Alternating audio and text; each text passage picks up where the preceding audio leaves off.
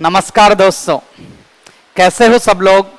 बिल्कुल एकदम शानदार, जबरदस्त, जिंदाबाद। मैं आपका दोस्त, motivational speaker, mastermind of science K L. Swami. दोस्तों, आपका बहुत बहुत स्वागत है। आप सभी को पता है, हम दोस्तों फिजिक्स का एक बेहतरीन चैप्टर पढ़ रहे हैं, प्रकाश या लाइट हम बोल सकते हैं, या इसको अलग से एक ब्रांच का नाम दिया गया है, रे ऑप्टिक्स हम पढ़ रहे हैं। दोस्तों, हमने सबसे पहले देखा प्रकाश क्या है, प्रकाश के गुण क्या है, प्रकाश का वेग क्या है, कितने रंगों से मिलकर बना, ये सब हमने देखा। इसके बाद हमने देखा यहां से प्रकाश के एक बहुत महत्वपूर्ण घटना परावर्तन, रिफ्लेक्शन के बारे में हमने देखा। फिर दोस्तों रिफ्लेक्शन के ऊपर बेस्ड दोस्तों एक युक्ति समतल दर्पण, इसके बारे में हम पढ़ रहे थे लास्ट लेक्चर में। अब दोस्तों समतल दर्पण से रिलेटेड और जो प्रॉब्लम्स हैं हम उनको देख रहे हैं, ठीक है। तो दोस्तों एक प्रॉब्लम हमसे पूछी जाती है कि समतल दर्पण में जब घड़ी को देखा जाता है तो उस प्रतिबिंब में घड़ी का समय क्या दिखाई देता है। वैसे ये टॉपिक रीजनिंग में पूछा जाएगा तो रीजनिंग में आप अलग से पूरा पढ़ते हैं, लेकिन समतल दर्पण से रिलेटेड है तो थोड़ा सा ब्रीफली मैं रिवाइज आपको करवा देता हूं। तो दोस्तों सुनिएगा,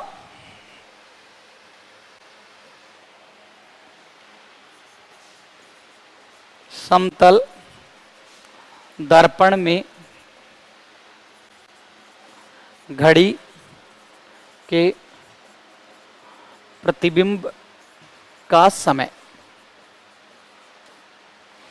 अगर आपको इस टाइप की कोई प्रॉब्लम पूछी जाए तो दोस्तों कैसे आपको डील करना है। जो भी टाइम दिया जाए, दोस्तों टाइम दिया जाए उसको 12 में से क्या कर देना है, माइनस कर देना है। ये आपको ध्यान रखना है। जैसे फॉर एग्जाम्पल हम बात करें, आपको टाइम दे दिया गया भाई 9 बज रहे हैं, भाई क्या है भाई 9 बजे भी, ठीक है। तो आप क्या करेंगे, 12 माइनस इसको एक को हावर जो दिया गया उसको घटा दो भाई 9, कितना आ गया भाई 3 बजे हैं। डन है। इस बात को दोस्तों हम इस तरीके से भी समझ सकते हैं, अगर हम यहां से बात करना चाहें कैसे भी। मान लो भाई ये कोई घड़ी है और इसको दोस्तों यहां से अपन बात करें, ये थोड़ी अपने को छोटी बनानी थी भाई, कोई नहीं। ये मान लो भी कितने बज रहे हैं भाई, इसको देखने के बाद आपको लग रहा है दोस्तों चलो 9 बज रहे हैं। अच्छा 9 बजे को अपने को करना है तो 1 सेकंड रुकना भाई, प्रतिबिंब अपन उसी हिसाब से बना रहे हैं। ये लो भाई, पहले अपन 9 बजाते हैं भाई। ये है दोस्तों, यहां से हम बात करें, ये मिनट की सुई है और ये हावर की सुई है, ठीक है भाई। ये 9 बज रहे हैं, इसको हम दर्पण में देखना चाह रहे हैं तो दर्पण में हम देखेंगे तो क्या होगा भाई, आपको देखना जितनी आपको देखा होगा दर्पण से जितनी दूरी पर वस्तु होती है उतनी दूरी पर क्या उसका प्रतिबिंब बनता है। तो यहां से हम डील करना चाहें तो बिल्कुल ऐसा ही होगा। ये दूर है तो ये देखो भाई दूर चला गया, और दोस्तों यहां से देखिए आपको ऐसा लग रहा है जैसे तो 3 बज गए हूं। अरे है कि नहीं, आजकल ऐसी घड़ियां आती जिन पे नंबर ही नहीं लिखे होते, आपको केवल अनुमान लगाना होता है। तो ऐसे ही हम पता लगा सकते हैं। ऐसे ही दोस्तों मान लो हमें दे दिया जाता, सपोज यहां पे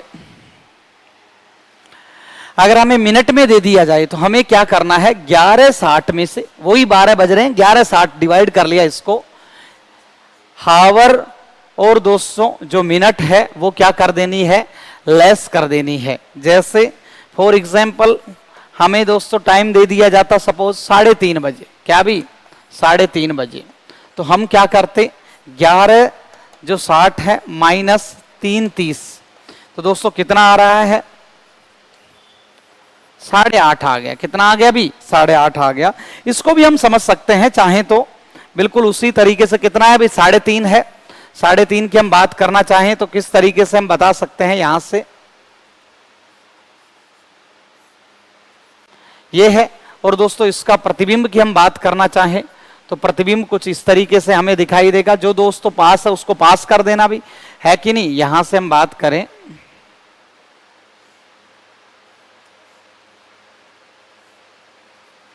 तो दोस्तों हमें लगेगा लगभग हम बोल सकते हैं इस तरीके से दिखाई देगा।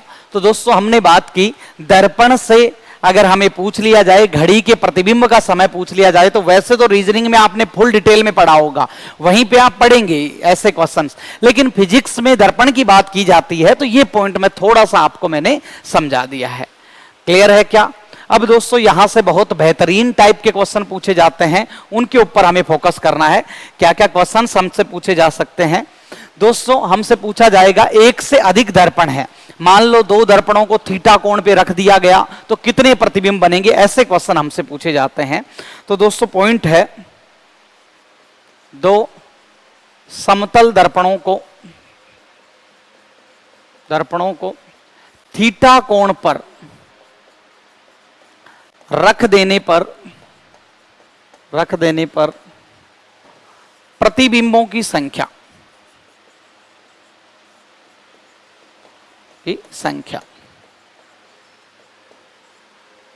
तो दोस्तों ये हमें ज्ञात करना है कि जैसे हम कोई भी कोण पर रख देंगे तो कैसे हम इमेज फाइंड आउट करेंगे, कितनी बनेंगी कितनी नहीं बनेंगी, ये हमें यहां से पता लगाना है।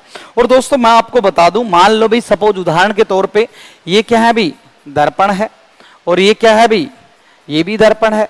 इनको थीटा कोण पे रख दिया, ये क्या है भाई, कोण थीटा है, और इसके बीच में कोई वस्तु दोस्तों हमने यहां पे रख दी है। मान लो यहां पे कोई भी वस्तु है, ये लो भाई आपकी बाटली है, ये रख दी है भाई यहां पे। तो दोस्तों हमसे पूछा जा रहा है कितने प्रतिबिंब बनेंगे। तो दोस्तों सुनिएगा, इसका प्रतिबिंब बना, दोस्तों इसका प्रतिबिंब यहां बना है कि नहीं। फिर दोस्तों प्रतिबिंब का भी क्या बनेगा, प्रतिबिंब। तो कुल मिलाकर हम यहां से बात करेंगे, प्रतिबिंब का प्रतिबिंब बनता है, अर्थात यहां पे बहुपरावर्तन होता है। बहुपरावर्तन मतलब मल्टीपल रिफ्लेक्शन, परावर्तन, मल्टीपल रिफ्लेक्शन। एक से अधिक हम क्या बोल सकते हैं दोस्तों, परावर्तन बोल सकते हैं। एक से अधिक बार क्या हो रहा है अभी, परावर्तन हो रहा है, ये बात हम यहां से करेंगे। बहुपरावर्तन या मल्टीपल रिफ्लेक्शन, हम बोल सकते हैं कि वस्तु का प्रतिबिंब और प्रतिबिंब का भी क्या बन जाता है अभी, प्रतिबिंब बन जाता है। वस्तु का प्रतिबिंब व प्रतिबिंब का भी प्रतिबिंब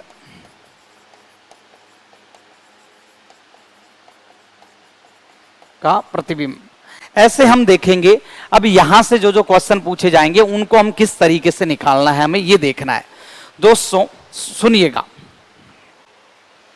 मान लो यदि 2 दर्पणों के बीच कोण कितना, थीटा, कोण थीटा हो और हमें क्या निकालना हो, प्रतिबिंब संख्या निकालनी हो, तो क्या आपको फॉर्मूला काम में लेना है, आपको क्या करना है, इमेज का नंबर आपको निकालना है भाई, इमेज नंबर आपको निकालना है। तो आप किस तरीके से करेंगे, सबसे पहले आपको करना है 360 अपॉन थीटा, 360 बटे क्या निकालना है भाई, थीटा निकालना है। और 360 बटे थीटा निकालने के बाद आपके पास ये कोई भी वैल्यू आ गई, मान लो भी एम आ गई, ये क्या आ गई, कोई वैल्यू आ गई, ठीक है। सबसे पहले जब भी आपको ऐसा करना हो 360 बटे थीटा निकालना, और 360 बटे थीटा निकालने के बाद आपके पास कोई ना कोई क्या आ जाएगी भी, वैल्यू आ जाएगी, ठीक है। अब आपको ये जो वैल्यू आई है ये सम भी हो सकती है और विषम भी हो सकती है। इससे क्वेश्चन कैसे करने हैं, इस बात को ठीक से सुनना। यदि जो ये वैल्यू आई है, यदि m जो है, यदि m क्या हो भी, सम हो, यदि m सम हो तो आपको क्या करना, यदि m सम तो इमेज की संख्या, इमेज की संख्या, या जिसको अपन क्या बोल सकते हैं भी, n बोल सकते हैं, n कितना होगा, m-1 कर देना आप, ठीक है। यदि ये मान क्या आ जाए, सम आ जाए, तो आपको 1 घटा देना है, 1 कम कर देना है। मतलब उस वैल्यू में से क्या कर देना है भी, n जो प्रतिबिंब की संख्या कैसे निकालेंगे, वैल्यू में से 1 कम, वैल्यू में से 1 कम, 1 घटा देनी है आपको, डन है। लेकिन अगर मान लो भी m का मान क्या आ जाए, विषम आ जाए, यहां से इसका मान क्या आ जाए, विषम, तो विषम आए तो, विषम तो इमेज की संख्या, इमेज की संख्या एज इट इज लिख देनी है। अभी क्या भाई, एज इट इज, मतलब n बराबर क्या आ जाएगा भाई, m। ठीक से सुनना, अगर 360 बटे थीटा करने पर आपके पास कोई वैल्यू आ रही है और वो वैल्यू अगर सम हो तो दोस्तों सम में से एक आपको घटा देना है, और अगर वैल्यू विषम हो तो विषम में एज इट इज आपको रख देना है। इज इट क्लियर और नो? मैं आपको क्वेश्चन करवाऊंगा, धैर्य रखिए, पूरी बातें बताऊंगा, और भी स्पेशल कंडीशन क्या क्या हो सकती है उनके ऊपर भी हम चर्चा करेंगे, लेकिन अभी हम पहले क्वेश्चन की बात करते हैं। यदि भी आपको दे दिया जाए थीटा कितना है, 90 डिग्री दे दिया गया भाई, कितना भी 90 डिग्री, तो हम क्या बात करेंगे दोस्तों। अगर थीटा 90 डिग्री दे दिया गया, मान लो आपको क्या कहा जा रहा है, ये है इन दर्पणों के बीच कितना कोण है भी, 90 डिग्री है कि नहीं भी। अब हमसे पूछा जा रहा है प्रतिबिंबों की संख्या ज्ञात करो, तो हम क्या करेंगे यहां से प्रतिबिंबों की संख्या ज्ञात करने के लिए, हम प्रतिबिंबों की संख्या निकालेंगे किस तरीके से, 360 बटे थीटा, और 360 बटे थीटा कितना है भी, 90 डिग्री है। इज इट क्लियर और नो? तो हमने यहां से देखा मान कितना आया, 4, और 4 तो क्या है भी, सम है। अरे 4 तो क्या है भी, सम है। तो हम इमेज की संख्या कैसे निकालेंगे, अरे दोस्तों 4 तो क्या मिला हमें, सम मिला है। तो इमेज का जो नंबर हम फाइंड आउट करेंगे, इमेज, या हम बात करें n, तो ये तो क्या आएगा भी, इसमें से सम में से क्या घटाना पड़ेगा, 1 घटाना पड़ेगा, और सम कितना था, 4 में से 1 घटाया तो हमें वैल्यू कितनी मिल गई भी, 3। तो इसका आंसर यहां से हम बात करें कितना आ गया भी, 3। सिंपल सा है, ये तो मैंने एक्सप्लेन कर दिया है। यदि थीटा 90 हो तो 360 बटे थीटा कितना आएगा, 4, और 4 क्या है, सम है, तो सम में से 1 आपको घटाना पड़ेगा। क्लियर है क्या? अरे ये बात बिल्कुल एकदम समझ में आ रही क्या? तो ये बात हम यहां से कर सकते हैं, ठीक है दोस्तों। लेकिन इसी की जगह अगर मान लो दोस्तों हमारे पास मान क्या आ जाता, विषम आ जाता। जैसे हम बात करें, मान लो 2 दर्पणों के बीच ये कोण कितना है भी, 40 डिग्री, कितना है, 40 डिग्री, अर्थात हम बात करेंगे थीटा कितना है, 40 डिग्री। तो हम क्या करेंगे, 360 बटे थीटा, और 360 बटे थीटा किया हमने, तो कितना आ गया भाई, यहां से 9 आ गया, और 9 तो क्या है भाई, विषम है, और विषम है तो कैसे रखेंगे, एज इट इज रखेंगे। तो हम बोलेंगे प्रतिबिंब की संख्या, तो प्रतिबिंब की संख्या कितनी हो जाएगी भी, 9 हो जाएगी। प्रतिबिंब की संख्या कितनी आ जाएगी, 9 आ जाएगी। डन है क्या? विषम आए तो हमने एज इट इज रख दिया, सम आई वैल्यू तो उसमें से 1 घटा दिया। क्लियर है? एक बहुत प्यारा एग्जाम्पल यहां से पूछा जाता है, यदि 2 समतल दर्पण, यदि 2 समतल दर्पण समांतर रखे हों, यदि 2 समतल दर्पण क्या हों भाई, समांतर हों, समतल दर्पण समांतर हों, तो कितने प्रतिबिंब बनेंगे। तो प्रतिबिंबों की हम बात करें, 2 समतल दर्पण समांतर हों, या ऐसे दे दिया जाए 2 समतल दर्पण समांतर हों, या हमको ऐसे दे दिया जाए, या थीटा कितना हो, 0 डिग्री हो, तो प्रतिबिंबों की संख्या बताइए। तो दोस्तों क्या होगा, यहां से जब 2 समतल दर्पण आपने देखे होंगे, सलून पे आप गए होंगे, तो सलून पे आप जाते हो तो प्रतिबिंब का प्रतिबिंब, प्रतिबिंब का प्रतिबिंब, प्रतिबिंब का प्रतिबिंब दिखाई देता रहता है क्या, तो लगातार हमें बहुत सारे प्रतिबिंब दिखाई देते हैं। समतल दर्पण में जब आप देखते हो सलून में जाने के बाद, तो बहुत सारे प्रतिबिंब दिखाई देते हैं, तो हम बोलेंगे कितना है भाई, अनंत प्रतिबिंब। तो दोस्तों ऐसा हो तो कितना प्रतिबिंब दिखाई देता है, अनंत प्रतिबिंब। कितने भाई, अनंत प्रतिबिंब। अगर आप इसको ऐसे भी करना चाहो तो देखिए भी, 360 बटे थीटा और 360 बटे 0 कितना आ गया भी, अनंत आ गया। अरे क्लियर है क्या? तो दोस्तों यहां से हम और अनंत में से 1 घटाएंगे तो भी क्या आएगा भी, अनंत ही आएगा। तो ये बात हम यहां से कर सकते हैं। एक अतिरिक्त जानकारी मैं आपको दे देता हूं, भले ही दोस्तों हम बात करें यहां से प्रतिबिंबों की दोस्तों जो तीव्रता है, चमक, वो कम होती जाएगी भाई। पहला, दूसरा, तीसरा ऐसे प्रतिबिंब जो दिखते जाएंगे उनकी चमक, तीव्रता कम हो जाएगी भाई, प्रतिबिंबों की तीव्रता घटती जाएगी भाई, तीव्रता या चमक घटती जाएगी। उतना ब्राइट, उतना चमकदार भले ही प्रतिबिंब नहीं दिखेगा, लेकिन यार प्रतिबिंबों की संख्या हमसे पूछे तो हम तो क्या बोलेंगे भी, अनंत प्रतिबिंब प्राप्त होंगे। इज इट क्लियर और नो? तो यहां से ये बात भी हम कर सकते हैं। अब दोस्तों एक स्पेशल केस के ऊपर हम जाते हैं।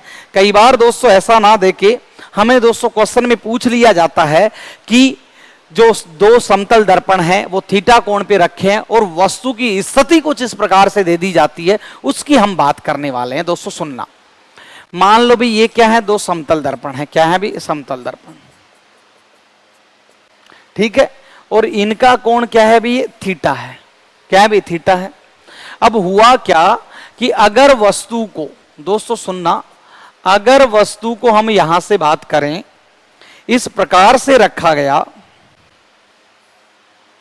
कि ये थीटा बाई 2, यहां पे अगर कोई वस्तु रखी है, मान लो भी ये कोई वस्तु है, चलो ये थीटा बाई 2 पे दोस्तों, क्या अगर वस्तु को थीटा बाई 2 आधे कोण बोल दे, या इसके अलग अलग नाम क्या है भाई, समद्विभाजक बोल सकते हैं इसको, समद्विभाजक या सममित या मध्य कोण पर। देखिए भी ऐसी कंडीशन आ जाए जब वस्तु को समद्विभाजक, सममित या मध्य कोण पर रख दिया जाए तो दोस्तों कंडीशन बदलेंगी। और कंडीशन क्या बदलेंगी याद रखना, ऐसी कंडीशन में, जब ऐसी स्थिति में वस्तु को रख दिया जाए तो दोस्तों विशेष शर्त है, विशेष शर्त यह है, तो दोस्तों आपको स्पेशली याद रखना है, नोट, इस स्थिति में, इस स्थिति में विषम में भी एक प्रतिबिंब कम कर देंगे। मतलब दोस्तों सम में से पहले से ही कम कर रखा था अपन ने, लेकिन विषम में हमने एज इट इज रखा था। विषम में भी हम एक कम कर सकते हैं, लेकिन कंडीशन क्या होनी चाहिए, समद्विभाजक, सममित या मध्य कोण होना चाहिए। इज इट क्लियर और नो? अरे बात समझ में आ रही क्या? अब दोस्तों हम यहां से क्वेश्चन करते हैं, 1 बाय 1 देखते हुए चलना आप लोग। वही सेम टाइप का क्वेश्चन, यदि थीटा 90 हो तो दोस्तों देखना 360 बटे थीटा कितना आ रहा है, 360 बटे 90 कितना आया भाई 4, और 4 तो क्या है, सम है। अब सम में तो दोस्तों चाहे नॉर्मल कंडीशन हो या सममित हो, तो दोस्तों दोनों ही अवस्था में हम क्या करेंगे भी, सम आ रहा है तो मान कितना कम हो गया भाई, सम में से तो एक क्या हो जाता है भाई, कम। तो दोस्तों सम में तो एक कम क्या कर दिया, 4 माइनस 1 हमेशा ही कम होता है। दोनों ही स्थितियों में 4 माइनस 1 दोस्तों कितना आता है भाई, 3 आता है, ये पता ही है आपको। लेकिन दोस्तों दिक्कत तो कहां है, विषम की बात है भाई। अगर वही क्वेश्चन दोस्तों थीटा कितना आता 40 डिग्री, और यहां पे 360 बटे 40 करने पर कितना आ रहा है 9, और 9 क्या है, विषम है।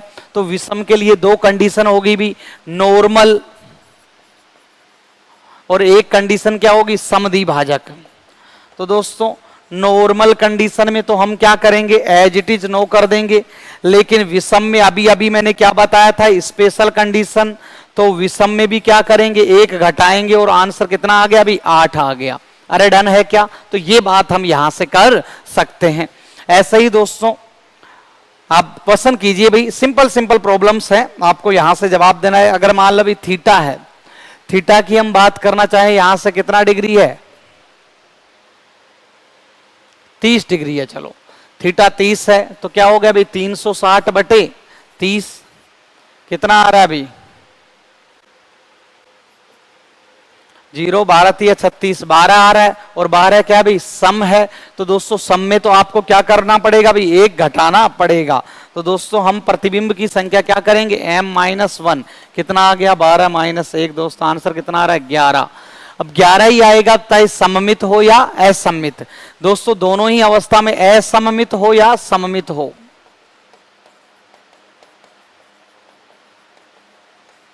ऐसे दोस्तों हम यहां से बात करते हैं, मान लो भी क्वेश्चन में पूछ लिया जाए थीटा कितना हो भाई 45 डिग्री, कितना हो 45, तो 360 बटे 45 कितना आ रहा है भाई 360 बटे 45 करेंगे यहां से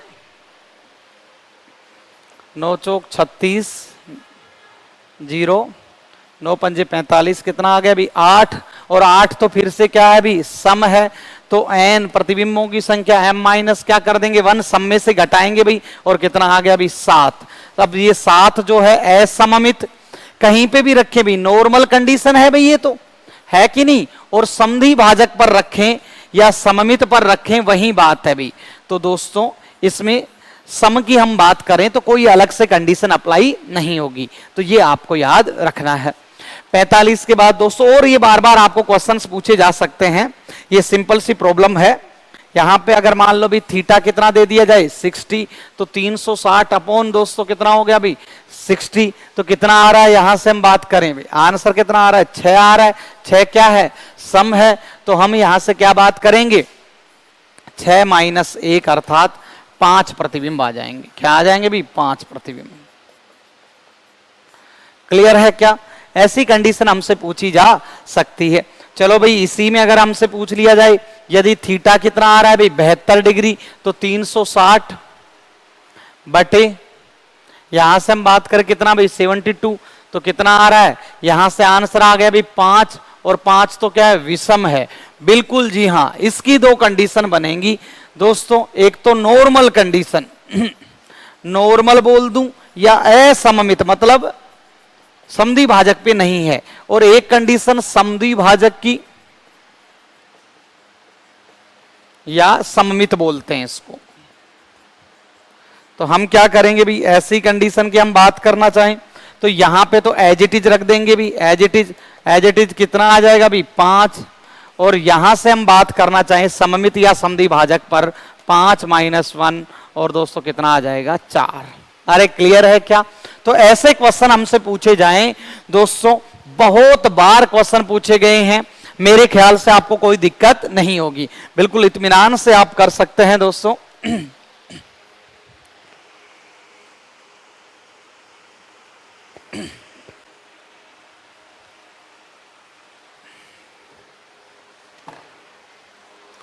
ऐसे ही मान लो भी क्वेश्चन आ गया,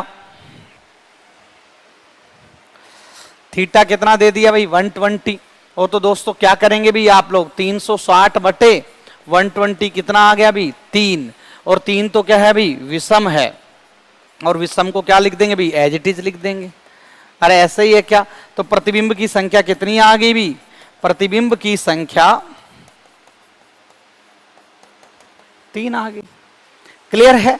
ऐसे क्वेश्चन जब हमसे पूछे जाएं, एक और अतिरिक्त मैं जानकारी आपको दे देता हूं, एक बार दोस्तों पॉइंट में डेटा आ गया था, उसको भी कर लेते हैं भी। ऐसा अगर होगा तो क्या करना है आपको,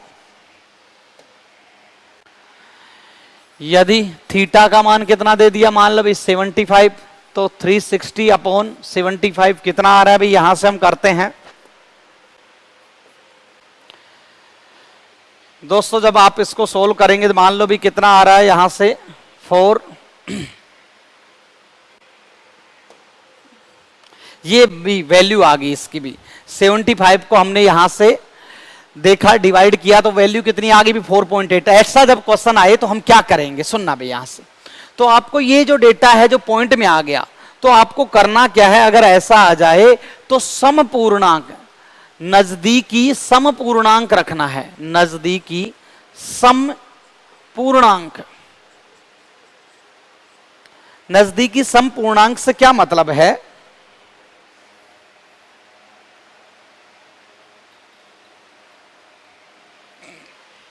मतलब 4 के नजदीक में 2 सम है, एक तो 4 है और इसके आगे वाला कितना है भाई 6 है, तो ये क्या है भाई नजदीक है, क्या है नजदीक है, तो इसका आंसर कितना आ जाएगा भाई, प्रतिबिंब कितने आ जाएंगे 4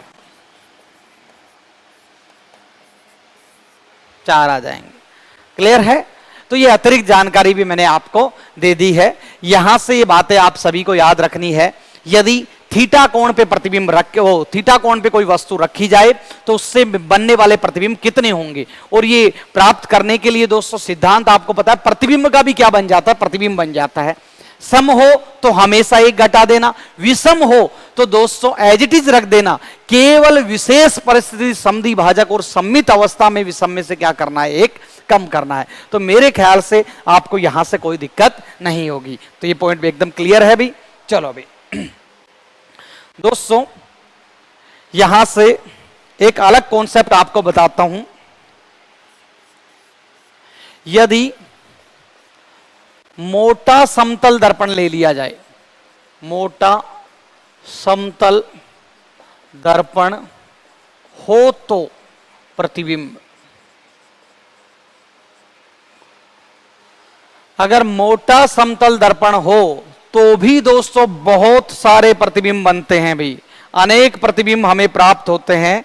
यहां से अगर मैं बात करना चाहूं, मान लो भी ये क्या है भी, मोटा समतल दर्पण है और यहां पे क्या किया हुआ है भी, लेप किया हुआ है। ये मोटा समतल दर्पण है, यहां पे इसको सिल्वर्ड किया हुआ है, लेप किया हुआ है, रजत पॉलिश, रजत का लेप किया हुआ है, चांदी का लेप है, चांदी की कोटिंग है यहां पे। अब होता क्या है कि जब इसके ऊपर प्रकाश किरण गिरती है,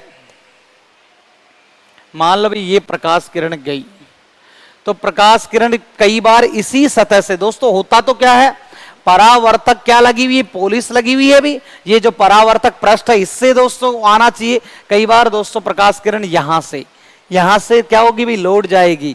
और दोस्तों यहां से हम बात करें, यहां से लौट गई। और रियल में तो दोस्तों परावर्तन होना कहां से था, जिस सतह पे दोस्तों हम बात करें सिल्वर की क्या लगी हुई है भी, पॉलिश लगी हुई है। तो यहां से हम बात करें ऐसे, तो दोस्तों हम कह सकते हैं ये अनेकों प्रतिबिंब हमें प्राप्त होंगे, यहां से अनेक प्रतिबिंब प्राप्त होते हैं।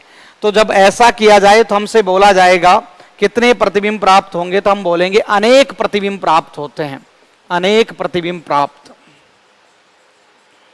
लेकिन क्वेश्चन क्या पूछा गया था, अनेक प्रतिबिंब प्राप्त होते हैं। दोस्तों एक बार क्वेश्चन पूछा गया था यहां से रेलवे में कि कौन सा प्रतिबिंब सबसे चमकदार प्राप्त होता है। तो दोस्तों सुनना भाई, पहला प्रतिबिंब तो केवल ऊपरी सतह से टकराकर प्रकाश किरण का क्या हो गया, परावर्तन।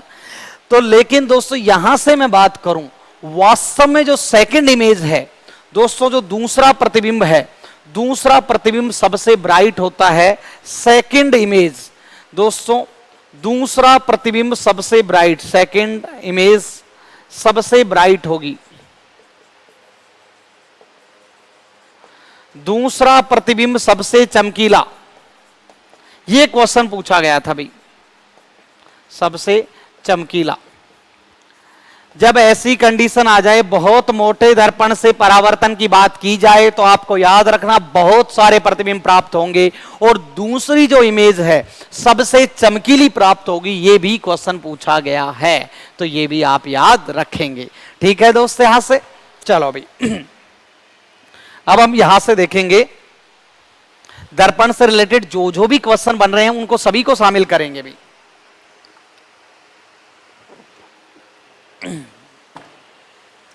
दोस्तों एक पॉइंट होता है विचलन कोण। क्या होता है अभी, विचलन कोण, एंगल ऑफ डेविएशन, क्या बोलते हैं इसको, एंगल ऑफ डेविएशन। मतलब क्या है, इस बात को समझना है हमें ठीक से कि क्या वास्तव में क्या बताना चाह रहा है ये एंगल ऑफ डेविएशन। ठीक से सुनना भाई, ये क्या है भाई, कोई समतल दर्पण है और इस पे कोई प्रकाश किरण क्या हो रही भी, आपतित हो रही है।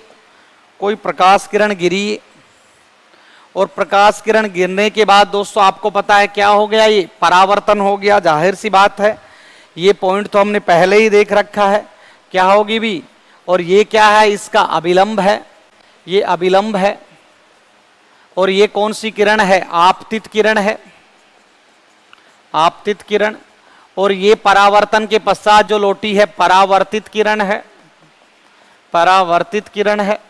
अब दोस्तों वास्तव में जो हम बात कर रहे हैं वो क्या है, विचलन कोण किसे कहेंगे, ठीक से सुनना। दोस्तों अगर इस आपतित किरण के मार्ग में, इस आपतित किरण के मार्ग में ये समतल दर्पण नहीं आता मान लो, और अगर ये समतल दर्पण नहीं आता तो क्या होता यहां से ये जो है समतल दर्पण नहीं आता तो ये प्रकाश किरण सीधी निकल जाती क्या? देखो डैश डैश से बनाया मतलब सीधी तो नहीं निकली, डैश डैश का अर्थ है यहां प्रकाश नहीं है। मैं आपसे बताना चाह रहा हूं कि अगर ये दर्पण नहीं आता तो प्रकाश किरण क्या निकल जाती? सीधी निकल जाती।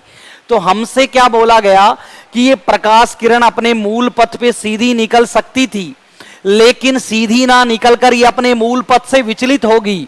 तो ये विचलित कितने कोण पर होगी? ये कोण कितना है? ये जो कोण है इसको बोला जाता है विचलन कोण। क्या बोला जाता है? विचलन कोण। तो दोस्तों इसको हम यहां पे फाइंड आउट करेंगे। क्या बोला हमने कि प्रकाश किरण सीधी ना जाकर अपने मूल पथ से क्या होगी? विचलित होगी। तो ये कितने कोण पर विचलित होगी ये हमें निकालना है। ये हम कैसे निकाल सकते हैं? तो दोस्तों ऐसी जब प्रॉब्लम आए तो देखना भाई, आराम से इस क्वेश्चन को सोल्व करते हैं। दोस्तों हुआ क्या है, ये कोण कितना होता है? 180 होता है। और 180 में से दोस्तों हम देखें, देखो भाई ये विचलन कोण हमें निकालना है। दोस्तों 180, ये टोटल कोण कितना है? 180 डिग्री है। यहां से मैं बात करूं ये पूरा कोण क्या है भाई? 180 डिग्री है। 180 डिग्री में से ये कोण मैं घटा दूं, ये वाला कोण। दोस्तों सुनिएगा, यहां से मैं अलग पेन से समझाने की कोशिश करूंगा।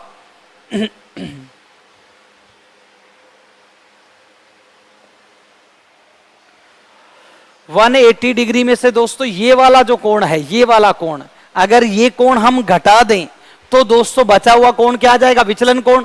तो हम क्या बोल सकते हैं? विचलन कोण कैसे निकालेंगे? 180 में से कोण आई और कोण आर में घटा दूं तो दोस्तों क्या विचलन कोण आ जाएगा? अरे सही है क्या बात? तो दोस्तों सुनिएगा, देखना 180 में से कोण आई और कोण आर, चूंकि आपको पता है चूंकि कोण आई और कोण आर क्या होते हैं? बराबर होते हैं। तो क्या मैं ऐसे भी लिख सकता हूं दोस्तों 180 में से दोस्तों कोण आई और कोण आर क्या है? बराबर हैं। तो हम यहां पे क्या लिख सकते हैं? 180 माइनस 2 कोण आई। क्या दोस्तों ऐसा कर सकते हैं क्या? तो दोस्तों सुनिएगा, जब भी ऐसी प्रॉब्लम आपसे पूछी जाए, विचलन कोण की बात आए, तो 180 में से दोस्तों ये कोण आई जो है, ये क्या है भाई? कोण आई, और ये क्या है? कोण आर। तो दोस्तों 2i हमें को क्या कर देना है? घटा देना है। एक बार एलडीसी में एक क्वेश्चन पूछा गया था कि यदि समतल दर्पण पर आपतन कोण का मान 30 डिग्री हो तो विचलन कोण का मान बताइए कितने कोण से विचलित होगी? तो आप सभी को पता है दोस्तों, समतल दर्पण से परावर्तन की घटना होती, कोण आई बराबर क्या होगा? कोण आर। तो इस सिद्धांत को हम फॉलो करेंगे। क्वेश्चन मैं लिख देता हूं आप लोगों के सामने। यदि आपतन कोण का मान 30 डिग्री हो तो समतल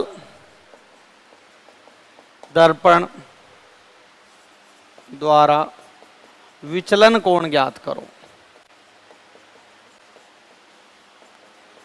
तो आपको डायरेक्टली यहां से कोई बड़ी बात नहीं है, आप डायरेक्टली यहां से कर सकते हैं क्वेश्चन को। क्या करेंगे? सीधा आप विचलन कोण क्या होता है? 180 माइनस 2i। और दोस्तों क्या है? आपतन कोण का मान कितना है दोस्तों? 30 डिग्री। तो 180 माइनस 2 इंटू 30, और कितना आ रहा है यहां से? 120 डिग्री। कितना आ रहा है? 120 डिग्री। इस बात को मैं अलग तरीके से अगर आपको समझाना चाहूं तो समझा भी सकता हूं। ये क्या है भी? दर्पण है, और ये क्या है भी? प्रकाश किरण आपतित हुई और ये परावर्तित होगी। और दोस्तों ये कोण दिया गया भी कितना? 30 डिग्री। तो दोस्तों ये कोण भी कितना है? 30 डिग्री। अब हमसे पूछा क्या है? इस बात को आपको पता लगाना है, विचलन कोण। दोस्तों विचलन कोण क्या है ये हमसे पूछा है। तो जाहिर सी बात है टोटल कितना? 180 डिग्री। 180 में से 30 ये और 30 ये घटा दें, अर्थात 60 घटा दें, तो कितना आ रहा है? 120 डिग्री। ये तो हमने ज्ञात किया ही है। तो दोस्तों जब भी ऐसी बात की जाए, विचलन कोण की बात की जाए, तो दोस्तों याद रखना है विचलन कोण क्या होगा? 180 माइनस 2i। और वैसे ना करो तो दोस्तों ये इमेज बना के भी आपको पूरी बात समझ में आ गई होगी। तब क्वेश्चन क्या है, एक बार एनडीए में 2 दर्पण दे दिए गए थे भी, विचलन कोण निकालने के लिए क्या बोला कि 2 दर्पण हैं, इनसे विचलन कोण निकालिए। भी देखना, इसको मैं डायरेक्टली बता दूंगा, आपको टफ नहीं बनने दूंगा क्वेश्चन को। जब भी ऐसी बात की जाए, यदि 2 दर्पणों को थीटा कोण पर रखने के पश्चात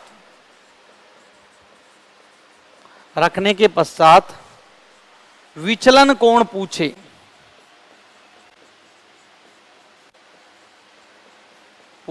तो इस कंडीशन में आपको विचलन कोण जब पूछे तो आपको डायरेक्टली डेल्टा क्या करना है, 360 माइनस 2 थीटा, 2i नहीं 2 थीटा। मतलब क्या है भाई, यहां से अगर मान लो ये दर्पण रखा है और ये दर्पण रखा है और हमसे क्वेश्चन क्या पूछ लिया जाए, ठीक से सुनना।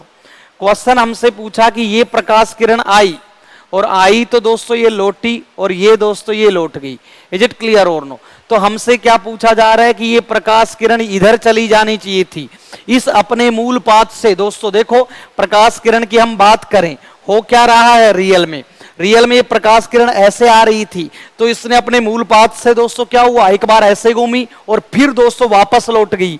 तो हमसे जब ऐसी बात की जाए तो ऐसी कंडीशन में हमको केवल एक ही बात याद रखनी है कि ये कोण कितना है, थीटा। इसका ध्यान रखना है 2 दर्पणों के बीच का कोण का, और डायरेक्टली हम कर देंगे।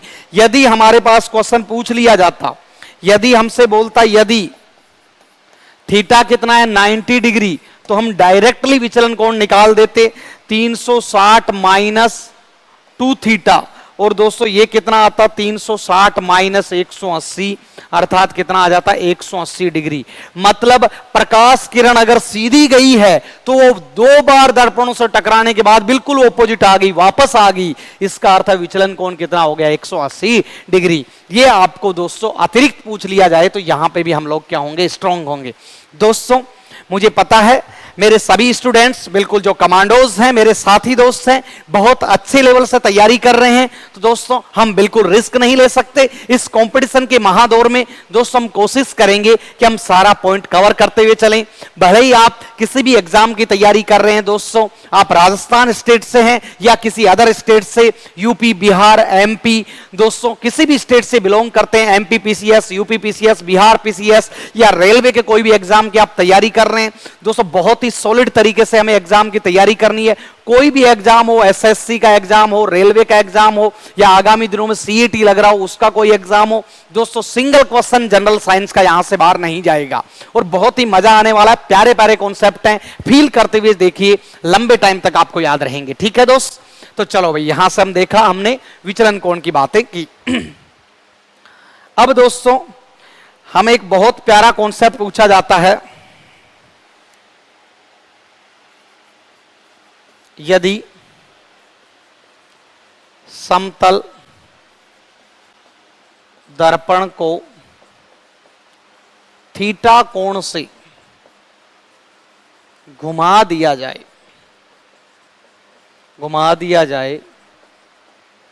तो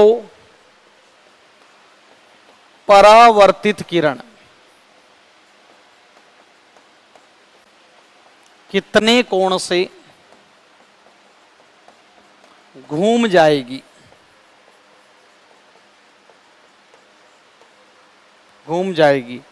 और नोट है क्या है भी, इस स्थिति में आपतित किरण सेम पोजीशन पर है। मतलब आपतित किरण की पोजीशन चेंज नहीं की है।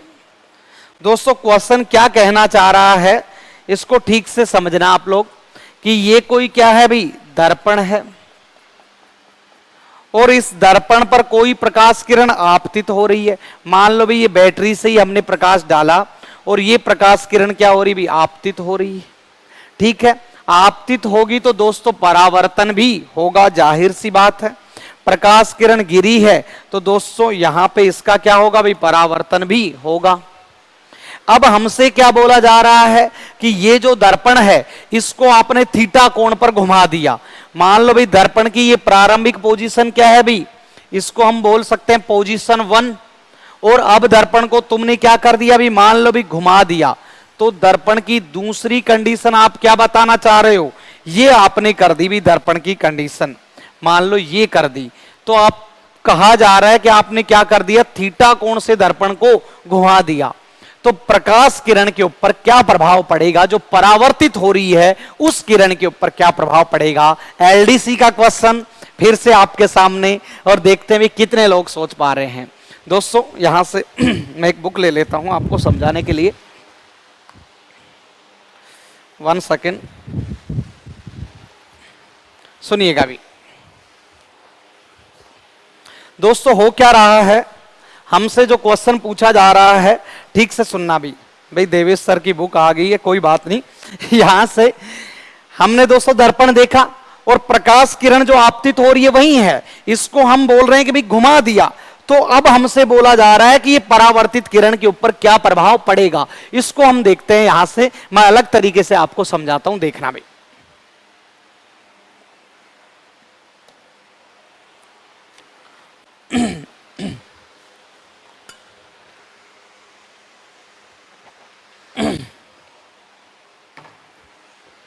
चलेगा भी, ये है भी प्रारंभिक कंडीशन, और यहां पे हम देख रहे हैं ये प्रकाश किरण गिरी इसके ऊपर, और ये प्रकाश किरण लौट गई। ये इसका क्या है भाई, अभिलंब है। क्या है, अभिलंब है। दोस्तों इस कंडीशन को हम एज इट इज रखेंगे। अब हम क्या बोलना चाह रहे हैं कि इसको हम चेंज करेंगे भी। क्या करेंगे भी, चेंज करेंगे। दोस्तों ये कोण कितना है, जैसे हम बात कर ले, कोण आई है और ये कोण क्या है भी, आर है। अब हमसे बोला कि इसको आप थीटा कोण से घुमा दो। थीटा कोण से घुमाएंगे तो हमें क्या मतलब कहीं ना कहीं यहां पे देखने को मिलेगा। इसके लिए दोस्तों आए हुए क्वेश्चन की ही हम एक वैरायटी ले लेते हैं इस बात को समझने के लिए। ये एज इट इज रखे रहने दो, ये थीटा कोण है, इसको आप एज इट इज रखे रहने दो, देखते हैं भी क्या होगा वास्तव में। दोस्तों इस बात को समझाने के लिए मैं दूसरा क्वेश्चन ले रहा हूं। मान लो भी ये दर्पण है और हम देख रहे हैं यहां पे ये जो प्रकाश किरण आ रही है, ये भी दर्पण है। ये दर्पण का क्या है भी, अभिलंब है। ये बना देते हैं हम। मान लो भी आपतन कोण का मान कितना है, ये लो भी 30 डिग्री है फिलहाल, और ये क्या है भी 30 डिग्री पर। 1 सेकेंड प्लीज।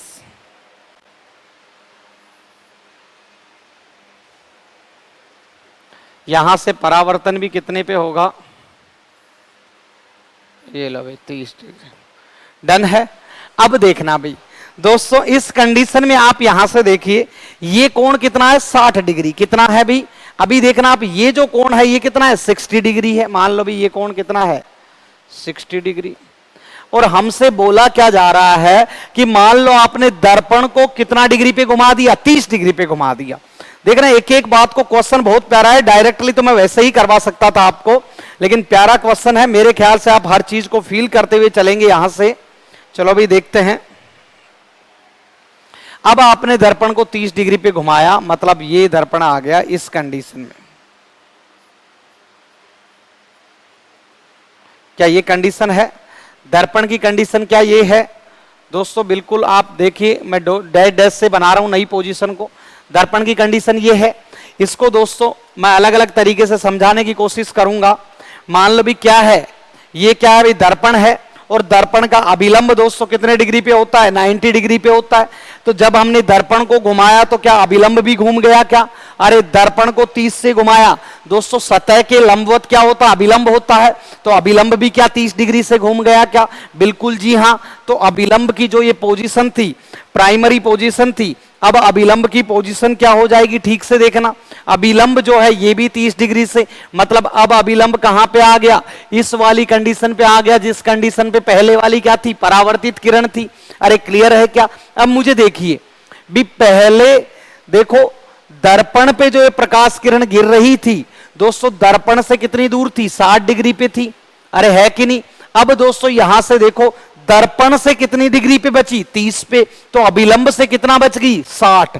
तो अब दोस्तों दूसरी कंडीशन में ये कितनी हो गई? अभी 60 डिग्री पे गिर रही है, तो जो 60 पे गिरेगी वो परावर्तन भी कितने पे होगा दोस्तों? यहां से अगर हम बात करना चाहें वो दोस्तों ये परावर्तन भी कितने पे? 60 डिग्री पे।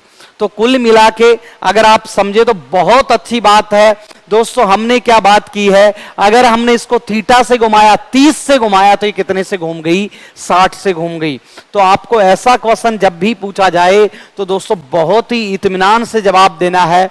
जब दर्पण को थीटा कोण से घुमाया जाए तो अभिलंब भी तो थीटा से घूमेगा, और जब अभिलंब, देखो ये किरण एज इट इज है भाई, ये प्रकाश किरण नहीं चेंज हुई। अब जैसे ही हमने इसको दर्पण को ऊपर घुमाया तो दोस्तों आपतन कोण का मान बढ़ गया, और आपको पता है आपतन कोण दोस्तों 30 की जगह 60 हो गया, तो परावर्तन कोण भी कितना हो गया? 60 हो गया, अर्थात 60 से घूम गई। देखना, जब भी ऐसी बात आए तो आपको क्या याद रखना है?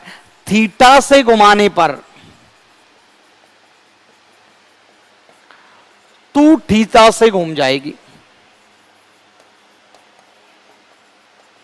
अर्थात 30 डिग्री से घुमाने पर, अरे 30 डिग्री से घुमाने पर 60 डिग्री से घूम जाएगी। बहुत प्यारा क्वेश्चन है, और मेरे ख्याल से आप लोगों को एक कॉन्सेप्ट भी साथ साथ में समझ में आ गया होगा। दोस्तों बस इतना सा याद रखना, दर्पण है ये दोस्तों, कंडीशन किसकी है? दर्पण की है। और दर्पण के दोस्तों यहां से हम बात करें, अब ये अभिलंब है, और जैसे ही दर्पण को घुमाया तो अभिलंब भी घूमेगा क्या? हाँ, और ये आप आराम से रजिस्टर पे बना के देख सकते हैं। तो कुल मिला के मेरे ख्याल से आपको कोई प्रॉब्लम नहीं होगी। चाहो तो आप स्क्रीनशॉट ले सकते हैं। मैं 1-2 सिप चाय की मार लेता हूं।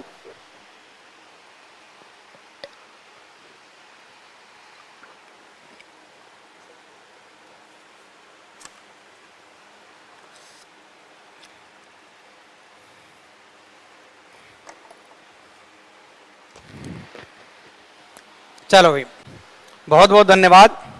अब दोस्तों हम यहां से देखेंगे कि समतल दर्पण के उपयोग क्या क्या होते हैं। बहुत प्यारे क्वेश्चन यहां से भी बनते हैं। समतल दर्पण के यूजेज क्या हैं? यूजेज ऑफ प्लेन मिरर, समतल दर्पण के उपयोग। बहुत प्यारे प्यारे क्वेश्चन हैं ये, आप सभी को पता है भी समतल दर्पण के क्या क्या उपयोग होते हैं। 1 बाय 1 मेरे साथ आप बताते हुए चलो भी।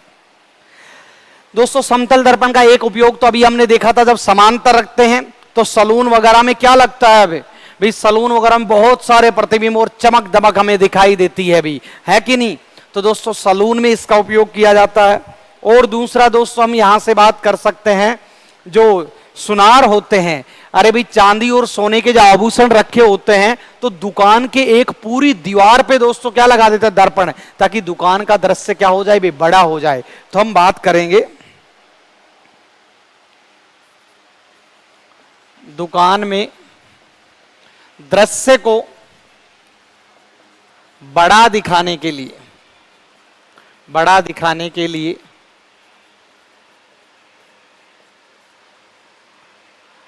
दीवार पर, दीवार के स्थान पर, ऐसे मान लो दीवार के स्थान पर समतल दर्पण। और ये हम बात कहां कर सकते हैं भी? इसका उपयोग सुनार करता है, सुनार तथा सलून में इसका यूज होता है। भी हिंदी आप अपने हिसाब से सेट कर ले भी, कोई बात नहीं, मैंने जो बात थी वो समझा दी।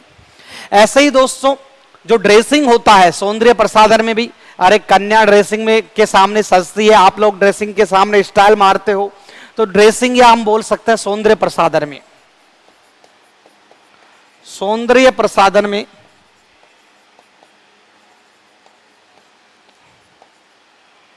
या ड्रेसिंग, ड्रेसिंग के दर्पण में हम इसकी बात कर सकते हैं भी। इज इट क्लियर और नो?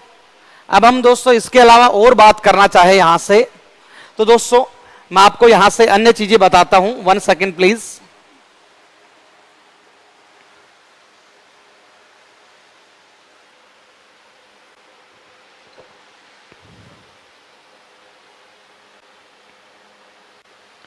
दोस्तों कुछ तकनीकी एरर आ गई थी, कोई बात नहीं। हम यहां से देख रहे थे भी समतल दर्पण के उपयोग। जो समतल दर्पण के अगर उपयोग की हम बात करें, हमने बोला भाई दुकानों में दोस्तों दीवारों पे लगा दिया जाता है और हमको बहुत बड़ी दुकान दिखाई देती है। और यहां से हम बात करें सौंदर्य प्रसाधन या ड्रेसिंग में भी इसका क्या किया जाता है, यूज किया जाता है। इसके अलावा और क्या क्या यूजेस किए जाते हैं? इसके अलावा दोस्तों जो सोलर, जो अपन बात करें यहां से, जो सोलर कुकर की हम बात करें, यहां से जो चीजों को जो पकाने के लिए हम कह सकते हैं, इस तरीके से मान लो ये बना होता है एक बॉक्स है और इसमें क्या है भी, ये खाने के जैसे ये सामान है। तो सोलर कुकर में यहां पे क्या रिफ्लेक्टर लगा होता है भी, क्या लगा होता है, एक रिफ्लेक्टर लगा होता है यहां पे भी। ये क्या है, दर्पण लगा हुआ है और इस दर्पण पे बिल्कुल वही जो सेम कॉन्सेप्ट दोस्तों, यहां से प्रकाश किरण आएगी तो दोस्तों क्या होगा भाई, परावर्तन होगा। तो परावर्तन होने के बाद दोस्तों प्रकाश किरणें टकराकर दोस्तों यहां पे जाके गिरेंगी। तो हम बात करेंगे इससे ये रखा हुआ जो है, जो खाद्य सामग्री है, ये पक जाएगी दोस्तों, ये कहीं ना कहीं गर्म हो जाएगी इन द सेंस। तो हम बोलेंगे जो सोलर कुकर में है, जो खाद्य सामग्री वगैरह को गर्म रखने के लिए, या सोलर रिफ्लेक्टर में हम बात कर सकते हैं, तो हम बोलेंगे सोलर रिफ्लेक्टर में, सोलर परावर्तक के रूप में या सोलर रिफ्लेक्टर के रूप में। यह भी क्या है भाई, समतल दर्पण का उपयोग है। इसके अलावा हम बात करना चाहें ऑप्टिशियन मिरर। दोस्तों optician mirror, optician mirror in the sense क्या है भी, ऑप्टिशियन का अर्थ क्या है दोस्तों, ऑप्टिशियन, ऑप्टिकल किसके लिए आता है भी, आंखों के लिए आता है। ऑप्टिशियन दर्पण में कैसे भी, आपको पता है कि जब आप आंखों की जांच करवाने जाते हैं तो क्या होता है कि डॉक्टर आपको दर्पण में दिखाता है। कैसे दिखाता है, क्या करता है डॉक्टर, मान लो भाई आप यहां पे बैठे हैं, ये भी ठीक है, आप लोग यहां बैठे हैं, ये क्या भी राउंड चेयर है, ये लो भी ठीक से आपको बिठाया नहीं है, कोई बात नहीं। अब होता क्या है, आपके यहां पे क्या है भाई, जैसे यहां पे लगा हुआ है जिसमें दोस्तों डॉक्टर अक्सर वगैरह चेंज करता रहता है, यहां पे ABCD कुछ ऐसे लिखा होता है। और दोस्तों आपको देखना कहां होता है, यहां सामने एक मिरर लगा होता है। क्या लगा होता है भाई, मिरर लगा होता है। तो समतल दर्पण का यूज तो हम बोलेंगे, इसमें आप पढ़ते रहते हैं अक्सर, है ना, तो हम बोलेंगे ऑप्टिशियन दर्पण में भी क्या किया जाता है, समतल दर्पण का यूज किया जाता है। इज इट क्लियर और नो? दोस्तों बहुत प्यारे यूजेस हम और बात करना चाहें यहां से,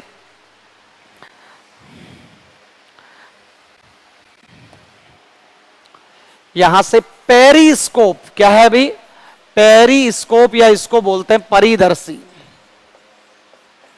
पेरिस्कोप में बहुत प्यारा क्वेश्चन है भाई दोस्तों, गलती से इस वाले लेक्चर के साथ मैंने पीपीटी अटैच नहीं की है, वरना डायग्राम बेसिस पे आपको मैं समझाता। तो इसको एक्सप्लेन मैं नेक्स्ट लेक्चर में करूंगा कि पेरिस्कोप कैसा दिखता है, किस सिद्धांत पे काम करता है, समतल दर्पण कहां लगे होते हैं, कितने कोण पे लगे होते हैं, कितने प्रतिबिंब प्राप्त होते हैं, कैसे इसका यूज किया जाता है। तो ये बहुत प्यारा कॉन्सेप्ट है, इसको आपको याद रखना है। समतल दर्पण वो का उपयोग पेरिस्कोप या परिदर्शी में किया जाता है। हम बात कर सकते हैं इसके अलावा क्लेडियोस्कोप में,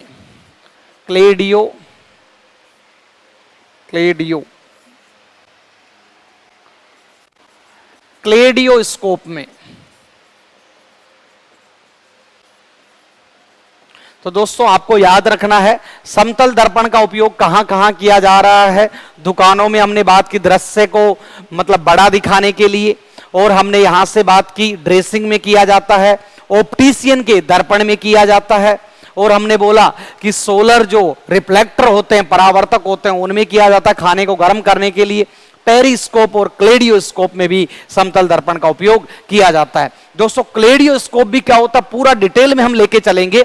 दोस्तों लगभग ये लेक्चर की रिकॉर्डिंग वैसे भी 1 आवर के आसपास हो गई, तो इसको नेक्स्ट लेक्चर में पूरा डिटेल में हम एक्सप्लेन करेंगे। तो दोस्तों पढ़ते रहिए, मस्त रहिए अपने परिवार के साथ, और दोस्तों तैयारी करते रहिए, अपने सपनों के लिए लड़ते रहिए। आपको दोस्तों कामयाबी जरूर मिलेगी। All the best, see you again.